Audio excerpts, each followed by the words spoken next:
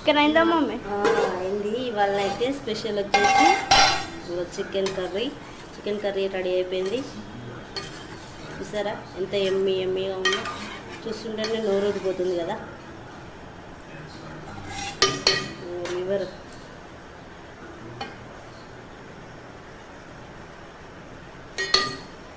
అట్లానే బగారా రైస్ అయితే అవుతుంది. బగారా రైస్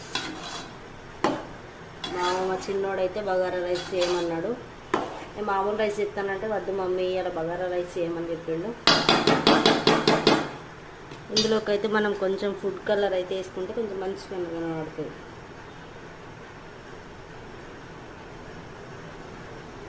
అట్లనే దీనిపై నుంచి కొంచెం కొత్తిమీర పుదీనా వేద్దాం. ఆల్రెడీ పోపులో వేసిన కానీ పైనుంచి కొంచెం